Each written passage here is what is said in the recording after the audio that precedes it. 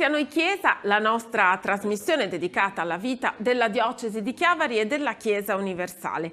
Anche la diocesi di Chiavari ha aderito alla giornata di preghiera e digiuno per la pace che è stata pensata e desiderata dalla Conferenza Episcopale Italiana. In tutte le diocesi ci sono stati momenti di riflessione e di preghiera. Nella diocesi di Chiavari, in particolare, il vescovo Gianpio De Vasini ha presieduto la preghiera del Rosario nella cattedrale chiavarese di Nostra Signora dell'Orto e nella riflessione che ha proposto ha ribadito un no deciso ad ogni forma di violenza. Vediamo.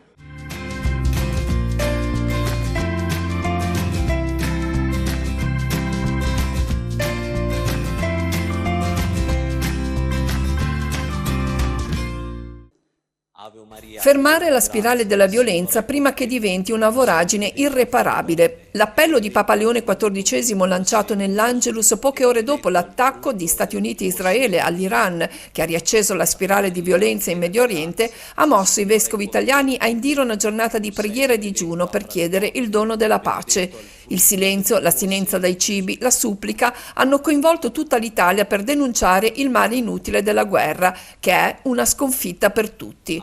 Eppure, in questo tempo così drammatico e cruento, la voce più inascoltata è proprio quella di chi invoca la pace, come ha rilevato il vescovo di Chiavari, Gianpio De Vasini, all'inizio del momento di preghiera in cattedrale. Questi appelli, così come questa veglia di preghiera, non hanno finora ottenuto l'effetto auspicato, ma se non altro hanno il merito di tenere desta, sveglia, la nostra coscienza. Il rischio è quello di abituarsi, se non rimanere del tutto indifferenti, alla morte di molte persone, alla distruzione di case, posti di lavoro, luoghi di preghiera e alle indicibili sofferenze a cui sono sottoposte le persone che vivono nelle aree di conflitto. Indifferenza soltanto turbata dalla preoccupazione che tali immani tragedie possano un giorno, magari a breve, colpire anche noi. Poi la domanda: possibile che la risposta alle complessità del tempo presente sia solo la guerra e non il dialogo condotto con paziente determinazione? Ricorrendo al rispetto del diritto internazionale e agli strumenti della diplomazia, pensiamolo, diciamolo, anzi gridiamolo, che il Principe della Pace ci doni luce e forza per non cedere al male e soprattutto alla propaganda del male, che il Principe della Pace ci doni luce e forza per restare umani. In questo contesto internazionale in cui la guerra in Medio Oriente ormai è entrata ufficialmente, anzi sta attraversando la sua terza settimana e proseguono le molte guerre dimenticate in ogni parte del pianeta, in questo contesto internazionale, dicevamo, la voce dei papi è sempre presente a chiedere pace e soprattutto a chiedere dialogo, a chiedere un percorso condiviso che possa portare a soluzioni giuste per tutti i popoli. Abbiamo voluto parlare di tutto questo con il direttore dei Media Vaticani, Andrea Tornielli. Lo ha intervistato il nostro direttore, Don Fausto Brioni. Sentiamo.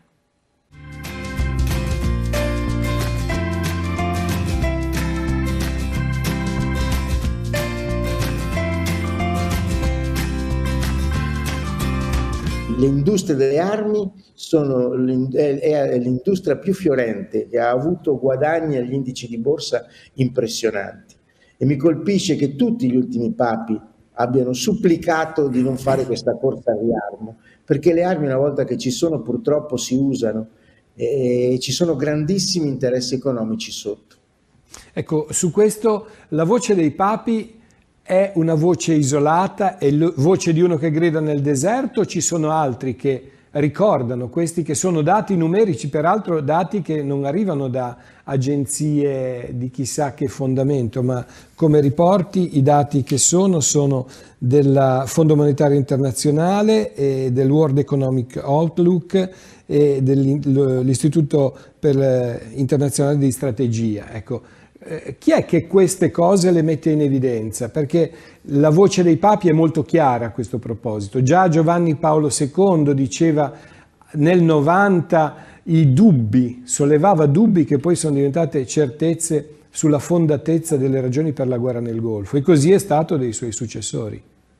Sì, ma ricordiamo lo stesso Giovanni Paolo II, già anziano e malato nel marzo 2003, quando supplicava a quei giovani che erano allora l'ex presidente, il presidente Bush Junior, Aznar, premier spagnolo, e il premier e il primo ministro inglese, li supplicava di non fare la seconda guerra all'Iraq, dicendo: la mia generazione ha conosciuto la tragedia della seconda guerra mondiale, la guerra è un'avventura senza ritorno, mai più la guerra, ripetendo le famose parole di Paolo VI alle Nazioni Unite nel 1965. Ecco, i papi lo hanno fatto.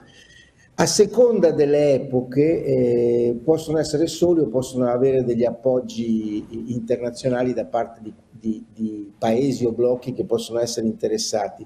Oggi mi sembra che purtroppo ci sia un po' un pensiero unico su questa corsa al riarmo. Se tu dici qualcosa contro la corsa al riarmo rischi di venire bollato come filo putiniano, filo iraniano. Però la cosa che io ci tengo a dire e a sottolineare è che una cosa è il sistema, il mainstream mediatico, una cosa sono i governi, un'altra cosa sono i popoli, e nei popoli credo che sia sentita e maggioritaria la richiesta e l'urgenza della pace. Credo che i popoli siano più coscienti del fatto che noi rischiamo la catastrofe, quella che Papa Francesco chiamava prima una terza guerra mondiale a pezzi, e questa terza guerra mondiale si avvicina. E noi parliamo di guerre convenzionali che adesso sono in corso, terribili, con l'uso dell'intelligenza artificiale, ma che non hanno implicato l'utilizzo degli ordigni nucleari. Sappiamo che nel caso di utilizzo di ordigni nucleari l'umanità scompare, perché chiunque sia il primo che li usa, l'esito sarà che l'umanità si autodistrugge.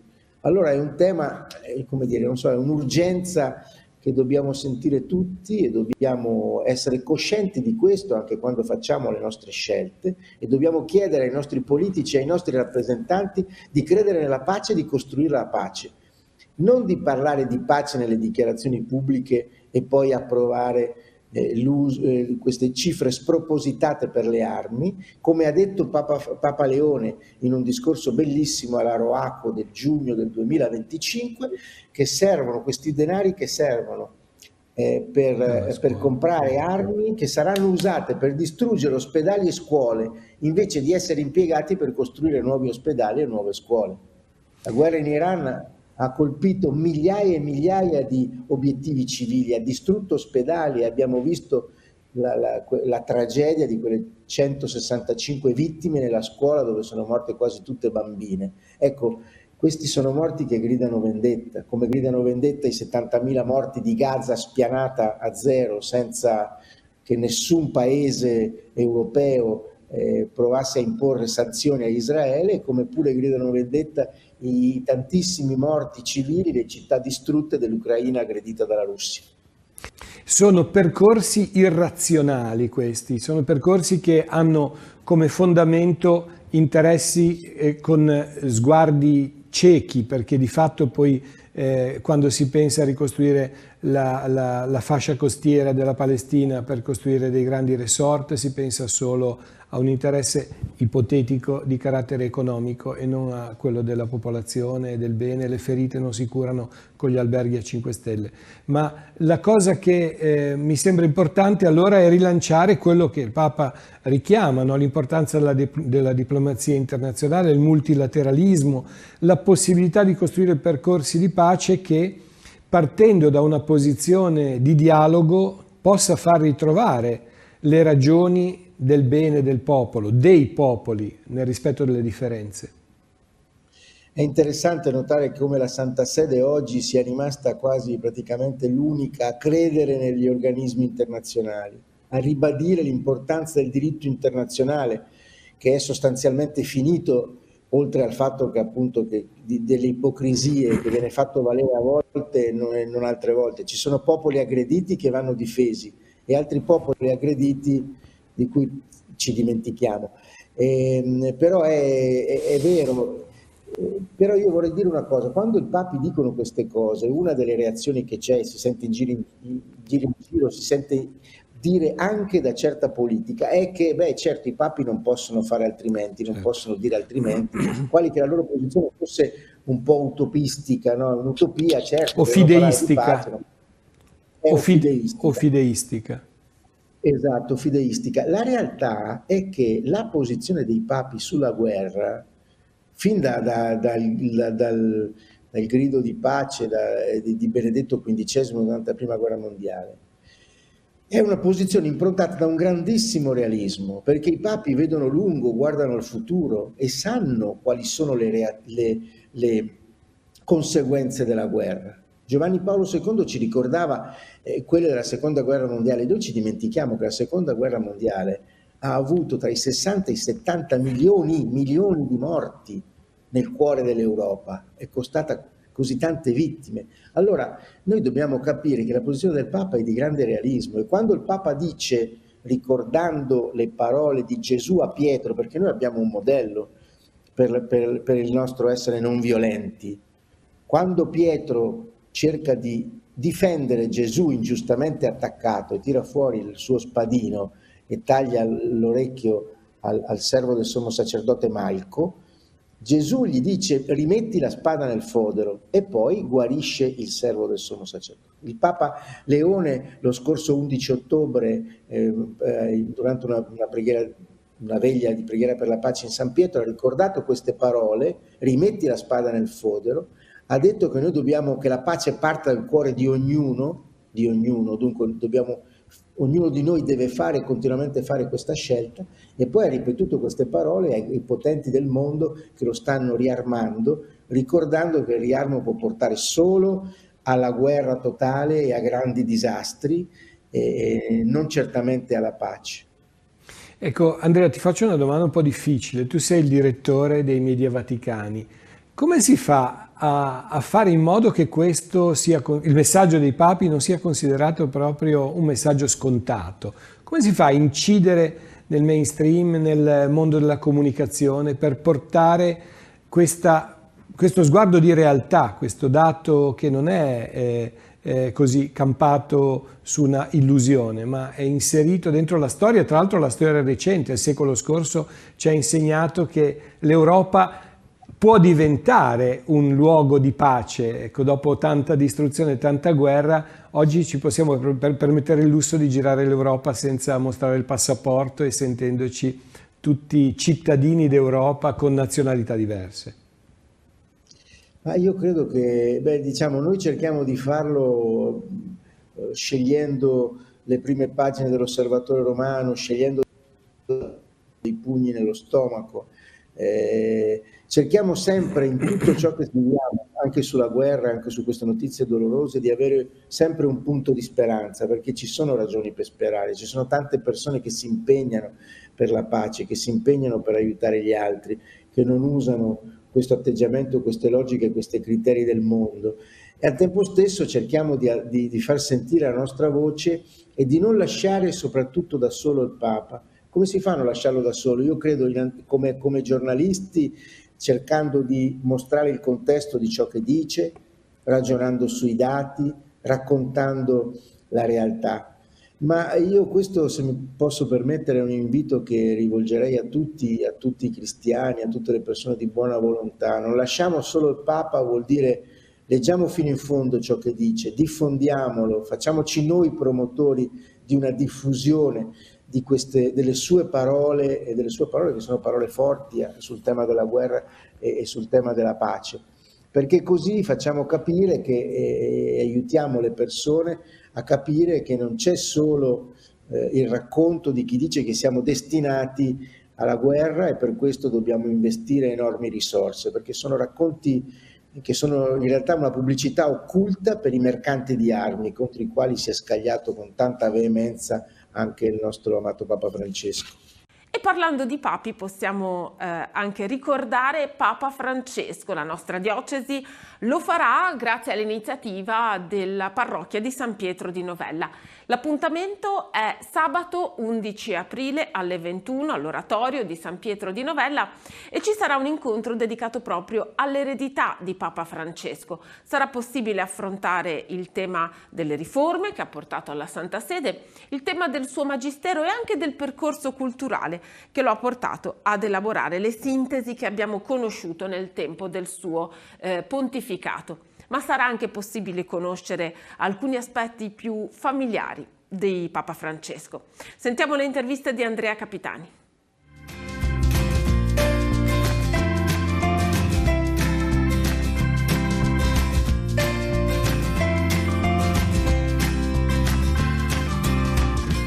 Dove nasce l'esigenza di questi incontri? Allora, a un anno di distanza dalla morte di Papa Francesco, abbiamo voluto organizzare un convegno perché per il desiderio di cogliere dopo un anno, si può avere uno sguardo retrospettivo un po' più, come dire, un po' più oggettivo, diciamo così, non immediato, provare a riflettere su veramente quello che ci ha lasciato, che significato ha avuto questo pontificato. E allora abbiamo pensato a un collaboratore stretto di Papa Francesco come il Cardinal Semeraro, che ha collaborato con lui per tutto quello che riguarda l'impegno per una riforma della Santa Sede e poi adesso è prefetto del Dicastero delle Cause dei Santi. Poi abbiamo pensato ad Andrea Tornielli, che è direttore del Dicastero per la Comunicazione e comunque nei 12 anni di pontificato di Papa Francesco ha sempre accompagnato Papa Francesco nei viaggi, prima come vaticanista, poi come direttore del Dicastero della Comunicazione, quindi può darci anche uno sguardo, una riflessione sintetica sul significato che ha avuto la capacità missionaria, diciamo così, del pontefice, quindi l'incidenza della missionarietà del pontificato.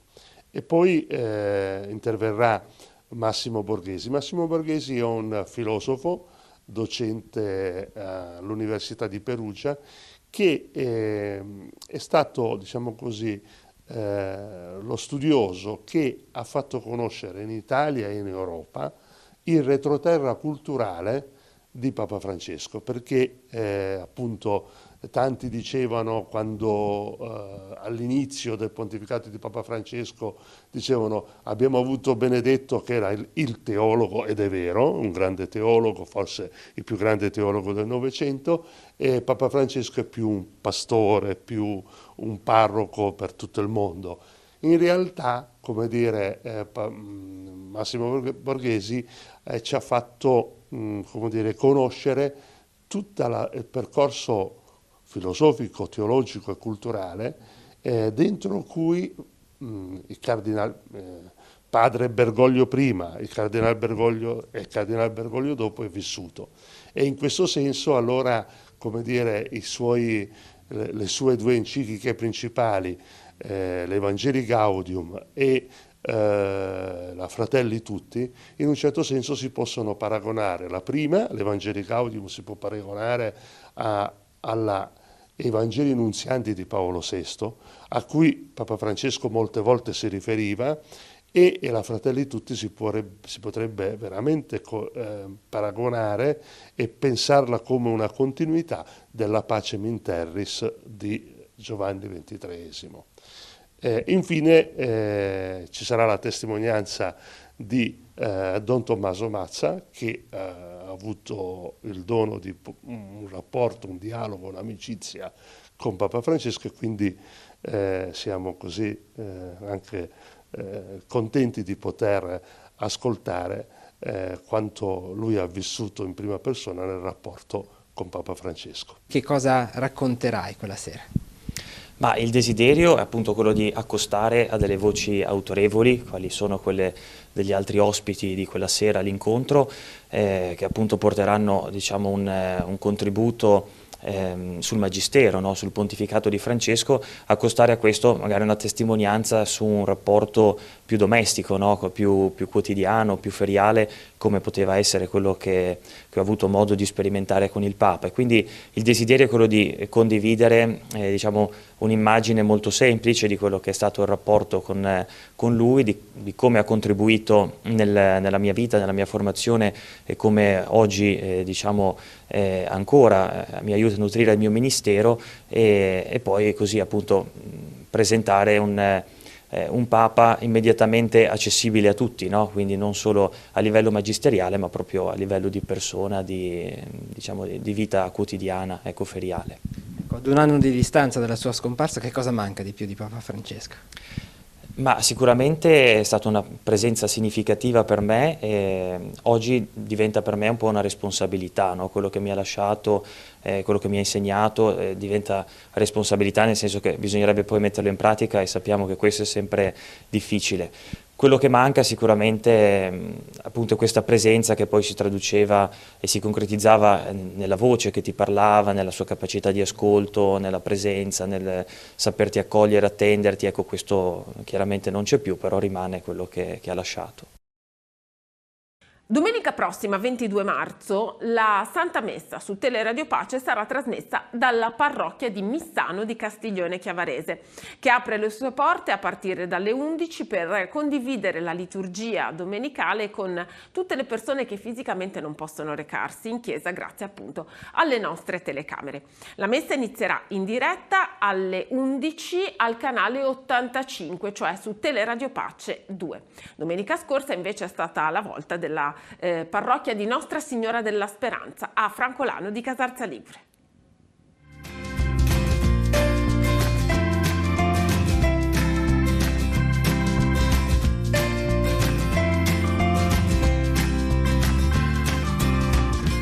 Eretta parrocchia nel settembre del 2021, la chiesa di Nostra Signora della Speranza di Francolano, intitolata un mese più tardi, nell'ottobre di 25 anni fa, raccoglie l'eredità di una devozione profonda, quella per Maria. In questa zona che vive fra Sestri Levante e Casarza Ligure, negli anni si sono avvicendati diversi sacerdoti e ora, dopo il Covid, si fa strada la conversione che propone il Vangelo nella quarta domenica di Quaresima, ossia il brano che racconta l'incontro fra Gesù e il cieco nato, che porta a riflettere sull'opportunità di un cambiamento di sguardo anche sulla vita di comunità. Come attività parrocchiali c'è il catechismo, non in tutte le classi, perché per la prima volta quest'anno abbiamo delle classi che non sono presenti, dei gruppi che non sono presenti,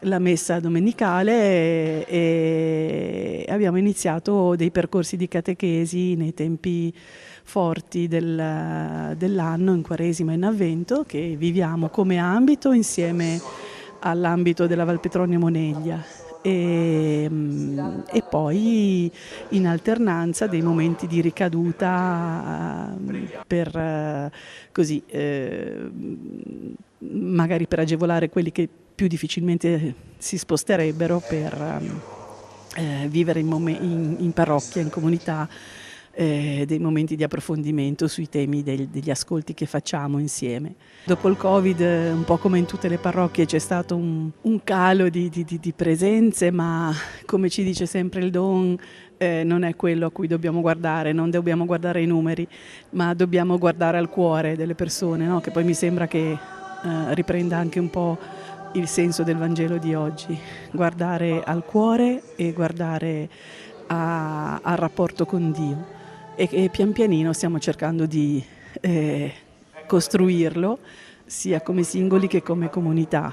Cerchiamo di sfruttare ogni occasione che ci si presenta, e quella di oggi per esempio è una, e anche per vivere momenti insieme di convivialità, di scambio, di conoscenza, di approfondimento delle relazioni, e cercando di costruire relazioni buone, relazioni che parlino poi di lui. La comunità di Francolano ha accolto le telecamere di Teleradio Pace per portare il Vangelo e la celebrazione eucaristica anche nelle case di chi non può fisicamente recarsi in chiesa. E lo ha fatto con cuore accogliente, proponendo una liturgia animata dal coro parrocchiale. Noi ci vediamo regolarmente col coro per preparare le liturgie principali dell'anno, Natale, Pasqua, tutte le feste patronali e quanto altro. Ci vediamo regolarmente perché è giusto che anche la musica, così come il canto, abbia la dovuta cura e il dovuto impegno da parte di tutti coloro che riescono a venire, che possono venire in maniera ovviamente volontaria. Ci piace dare anche questo tocco musicale giustamente alle liturgie, è una cosa che a noi ci piace e soprattutto va a dare maggiore valenza, ad accrescere il valore delle liturgie e delle varie messe. La comunità dà vita ad un percorso di condivisione pastorale con le altre parrocchie del territorio di Casarza Ligure e più in generale con tutte le comunità dell'ambito, che comprende anche Castiglione Chiavarese e Moneglia. Sicuramente Francolano risente tantissimo del fatto di essere un quartiere tra Casarza e Sestri, un quartiere dove per lo più la gente viene ad abitare di passaggio e c'è poco radicamento al territorio. Questo ne risente anche la partecipazione all'Eucarestia piuttosto che all'attività del catechismo. Però ecco, se uno si ferma ai numeri credo che sia già sconfitto in partenza. Il Signore non guarda i numeri, guarda la qualità. Ecco, questa comunità è una comunità capace di essere famiglia, una comunità capace di portare anche lo spirito del Vangelo, così nella sua radicale novità. Una parrocchia fatta da volti che dicono generosità e che dicono disponibilità alla vita comunitaria, e questo come parroco credo che sia un dono grande. La diocesi di Chiavari organizza un pellegrinaggio a Lourdes dall'8 all'11 di maggio. Le iscrizioni sono aperte in curia all'ufficio pellegrinaggi il martedì e il giovedì dalle 10:30 alle 12. Si può chiedere informazioni oppure iscriversi anche attraverso il numero 328 2891 815. Vediamo.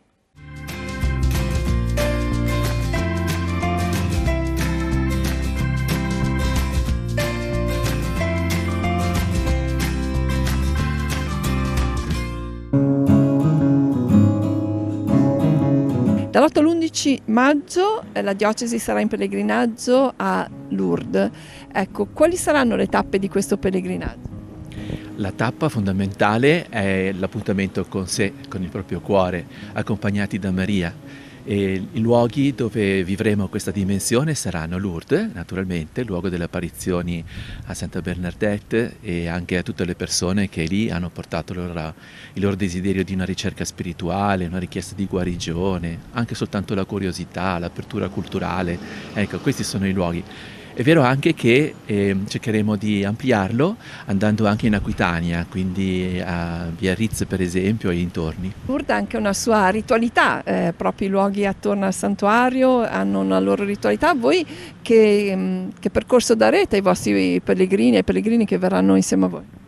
Ma noi seguiremo quanto il santuario stesso ci offre, quindi il contatto con l'acqua, quindi un contatto battesimale, la preghiera mariana, il Santo Rosario e poi anche l'esperienza di condivisione con la comunità, con il mondo, con la preghiera nella Basilica di San Pio X e con tutte le forme di preghiera, sia personale che insieme. Le iscrizioni sono già aperte e come si può fare per partecipare? Le iscrizioni sono come al solito all'ufficio pellegrinaggi della diocesi di Chiavari al martedì e al giovedì tra le 9:30, 10 e mezzogiorno, e per poter partecipare vi aspetto e vi consiglio anche di fare in fretta perché i pellegrinaggi diocesani solitamente sono anche chiusi facilmente dalla richiesta, ecco, dalla tanta presenza e partecipazione delle persone, quindi bisogna far presto. Terminiamo così il nostro appuntamento settimanale con Noi Chiesa, grazie per averci seguito, ci rivediamo la prossima settimana.